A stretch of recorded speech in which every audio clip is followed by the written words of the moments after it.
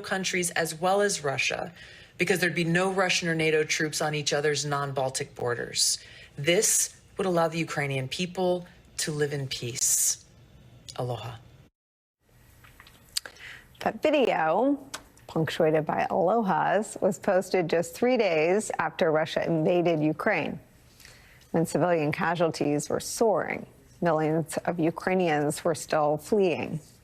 And here she is on Fox News talking about these things in a way that goes too far for Fox News's Sean Hannity.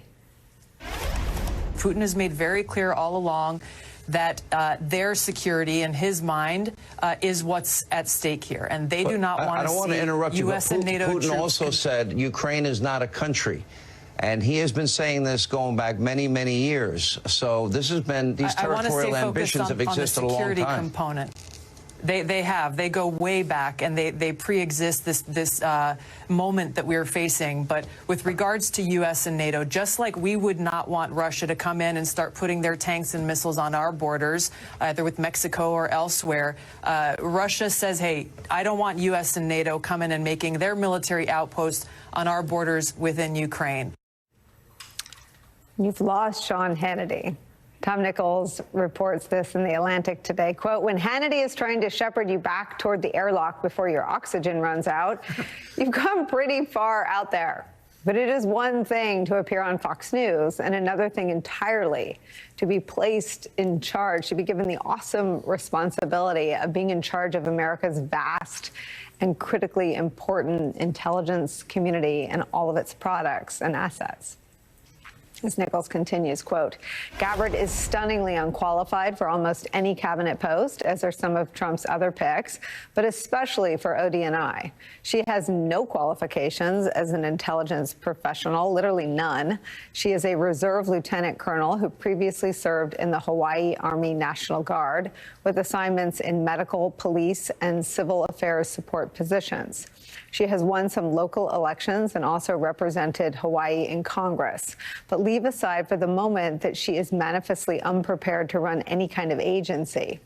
Americans usually accept that presidents reward loyalists with jobs, and Trump has the right to stash Gabbard at some make-work office in the bureaucracy if he feels he owes her. But to make Tulsi Gabbard the DNI, however, is not merely handing a bouquet to a political gadfly. Her appointment would be a threat to the security of the United States. There's brand new reporting from Politico that flags one of the biggest impacts that her appointment would have. Quote, one Western intelligence official said it could lead America's allies to curb how much information they share with Washington. I imagine even Israel will have serious qualms, America's main intelligence partner, on terrorist threats, said the official who spoke anonymously in order to discuss a sensitive issue. Quote, worse still, what some allies share may now be shaped by political goals rather than professional intelligence sharing, said that official. That is where we start today with some of our favorite experts and friends. Former CIA director, now MSNBC senior national security analyst John Brennan's here.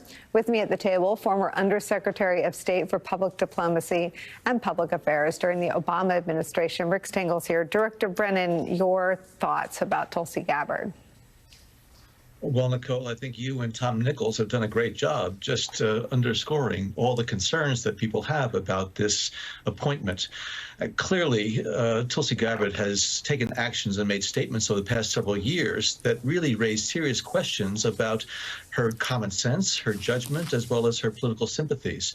Cozying up to Putin as well as to meeting with Bashar Assad, I think really does show that she doesn't have the type of perspective that is needed for somebody who's going to head up these 18 intelligence agencies. And as Tom Nichols said, she doesn't have any qualifications. The Director of National Intelligence, that's a really serious position and a very complex and complicated one that requires somebody who actually has an understanding of the intelligence community. It's like an orchestra conductor of all the different agencies and departments that are involved in the intelligence process. And I don't think she understands even the instruments that are involved in this orchestra, nor has she had any experience at the strategic level of running and leading a large, complex organization. And the Director of National Intelligence is, according to legislation, the president's principal intelligence advisor. the person who is responsible for making sure that the president's daily brief is put together in a very sound and forthright manner, the person who puts together the budget and the priorities of the intelligence community. So I know that this appointment is sending shockwaves here in the United States, but also around the globe in terms of, is this really somebody who Donald Trump is going to entrust with the care and the leadership of the intelligence community? An unserious pick for a serious position.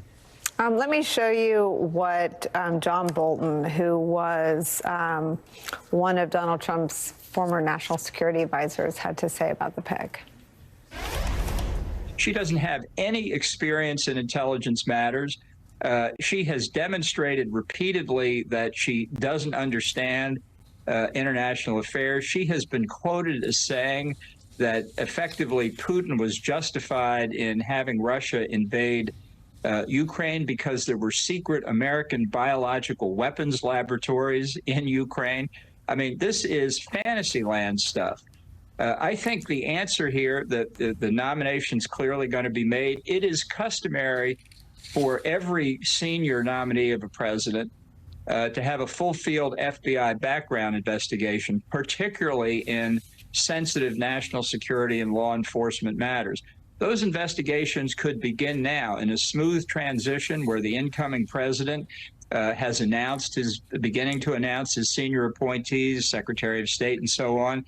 The outgoing administration can let the FBI loose to do the investigation. And the way the FBI starts its interviews off is, Mr. John Smith is being considered for a senior government job, and I'd like to speak to you about him. That can happen now. Those interviews, including full field investigations for Tulsi Gabbard and Matt Gaetz, could be done basically by January 1. You know, John Bolton is a smart guy, but I'm not sure what he's talking about. I mean, Trump hasn't signed the memorandum of understanding to commence an actual transition process. I think John Bolton actually makes that point. He goes on to say they don't want the full field investigations. But we're just waiting for the other shoe to drop on who will head the FBI. And it's clear that these people will not receive any of those checks. It's clear that Republicans, and anyone trying to cover the Republicans as a bulwark against Trump 3.0 is smoking something that we don't have available in the studio up here. There are no brakes on Trump. So what happens, Director Brennan, to the people that work inside the agencies who are trained in mining the intelligence product for information that helps keep America safe when the person they report to sides with Putin over those very agencies and people inside them? Well, they need to live up to their oath of office and their professional responsibilities in terms of telling truth to power and making sure that they carry out their intelligence responsibilities to the best of their ability, irrespective of who might be at the top. And the concern that a lot of intelligence professionals have is when individuals will lead these organizations who politicize them. This is something that is very worrisome, I think, to scores of intelligence professionals. I think John Bolton also said that Trump is looking for fealty among these various leaders that he's appointing. He wants individuals who are going to be at his beck and call and do what he wants. And I think one of the most damning notes of Tulsi Gabbard is that Russian television today, the political pundits out there, have been praising her nomination as well as the nomination of Matt Gaetz to be Attorney General. So I think there's the shockwaves that are going through the intelligence community right now about this nomination. Let me show you some of the really critical Russian disinformation she communicated into this country in March of 2022. Here are the undeniable facts. There are 25 to 30 U.S.-funded biolabs in Ukraine. According to the U.S. government, these biolabs are conducting research on dangerous pathogens. Ukraine is in an active war zone with widespread bombing, artillery, and shelling, and these facilities, even in the best of circumstances, could easily be compromised and release these deadly pathogens. Now, like COVID, these pathogens know no borders. If they are inadvertently or purposely breached or compromised, they will quickly spread all throughout Europe, the United States, and the rest of the world, causing untold suffering and death. So in order to protect the American people, the people of Europe, the people around the world. These labs need to be shut down immediately, and the pathogens that they hold need to be destroyed. This was something Tucker Carlson also peddled at the beginning of the war. Here's the New York Times fact-check. Theory about U.S.-funded bioweapons labs in Ukraine is unfounded. Quote, there are biological laboratories inside Ukraine. And since 2005, the United States has provided backing to a number of institutions to prevent the production of biological weapons. But Tucker Carlson, the Fox News host, and others have misleadingly cited remarks from American officials as proof that the labs are producing or conducting research on biological weapons. Why does this matter, this sort of pipeline from Russian disinformation into the American public information system? Well, it matters because it pollutes our public information system, and people are either credulous about it or they're doing it in a positive way in terms of using disinformation. I'm going to actually make a larger point about this, which is that let's, for the sake of argument, say that she saw this and thought it seemed credible and she wants her constituents to know it. What the Russians specialize in are false flag operations. When they see someone in America parroting or echoing something that's in Russian disinformation, they do stories in Russian media about it, like we saw the one about her and Matt Gaetz today, which create a sense of doubt in the minds of other people, like, is this person a Russian agent? Mm-hmm. And to the point about, will other powers, our allies, want to cooperate with our intelligence agency when they have someone who the Russians are saying is basically one of their agents? That gives everybody a kind of red flag to pause. And this is what the Russians do and what they're so good at. So not only is she completely unqualified for the job, but she raises alarms all around the world in terms of the purity of our intelligence. Which is all out in the open. I mean, Trump surely knows that going in. So I guess the question is why. I have to turn to some breaking news, though. Sources tell NBC News that the president-elect, Donald Trump, is expected to pick Robert F. Kennedy Jr. to be the Secretary of Health and Human Services. Trump had previously promised RFK a, quote, big role after RFK abandoned his independent bid for president and endorsed Donald Trump. The New York Times describes him like this, as a, quote, environmental lawyer who has no medical or public health degrees and has promoted anti-vaccine conspiracies for years, end quote. Regarding the Food and Drug Administration, the agency that is responsible for the safety of our prescriptions, vaccines, cosmetics, our food, even veterinary medicine, an agency that would be under his purview, RFK has said that, quote, entire departments have to go. Let's bring into our breaking news coverage former Obama White House Policy Director, MSNBC medical contributor, Dr. Kavita Patel. Dr. Patel, your first reaction.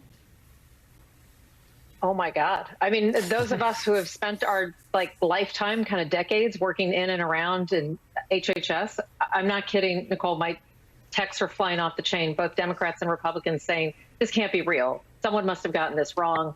This can't be possible. And now the second underlying chain, there's some silver linings. The second thought I had is he can't get confirmed, can he? But I'm just listening to you talk about the DNI and all these other roles that require some sort of White House or confirmation or some combination. And here we are. It is really hard to believe. There are career staff texting me saying this was just the push they needed to try to get out. They were already on the fence and worried. So we're not just going to see this incredible kind of integration of ideology that has no science behind it. But Nicolle, we're going to see probably the